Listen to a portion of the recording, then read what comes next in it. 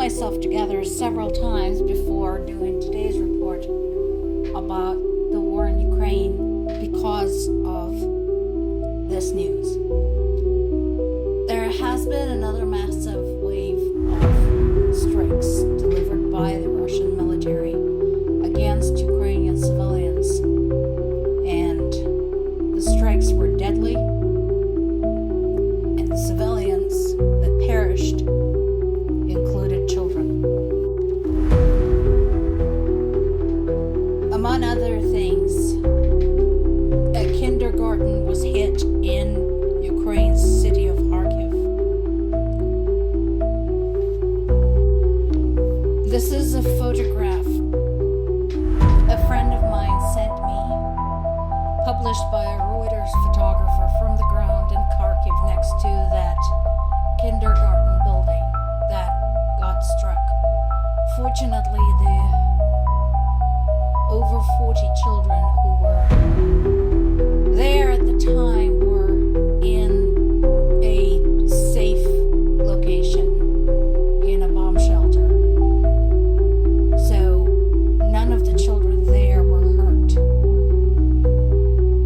But what I found amazing is that usually Russian government reports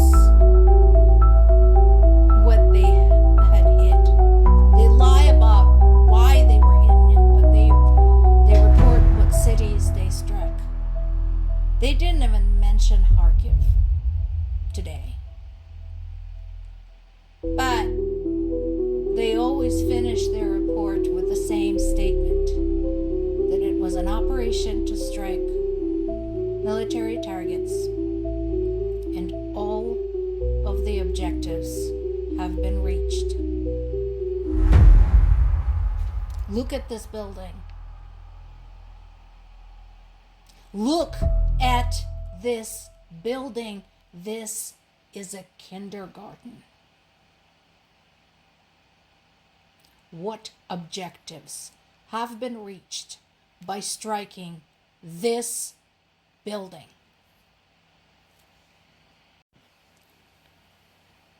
It is notable that the attacks were unleashed just a few hours after it was announced that Trump and Putin will not be meeting in Hungary. And after the Kremlin rejected any calls for a ceasefire along the current front lines.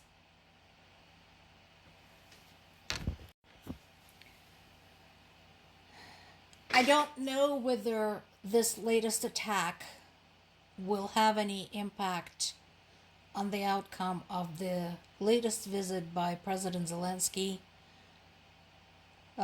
He is now in Norway, starting yet another round of European visits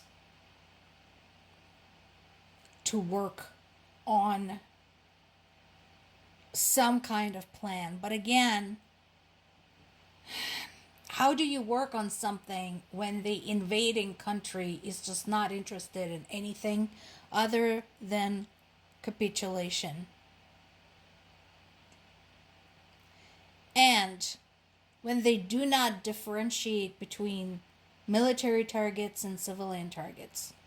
In addition to the postponement of a meeting or cancellation of a meeting between Trump and Putin, there's been a strike by Ukrainian military against a chemical plant in Bryansk region.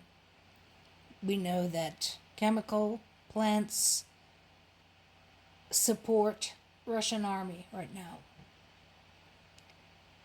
And like so many other border areas, Bryansk region too has been basically turned into a gigantic military base, along with the likes of Kursk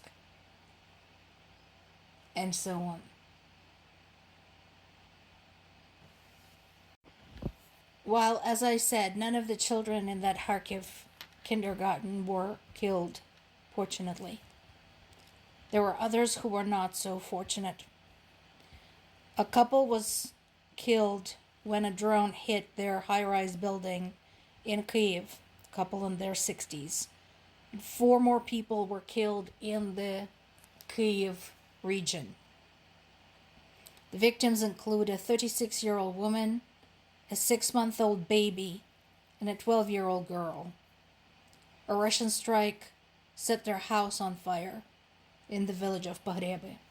Another man in a nearby village died in hospital from his injuries received during the attack. In Kharkiv, a 40-year-old man was killed and 7 other people were hurt in that drone strike on the kindergarten. And while none of the children were killed, some of them were wounded, and of course the rest had to be evacuated. Overall, in this particular attack, Russia sent 405 drones, 28 missiles, of which 15 were ballistic missiles.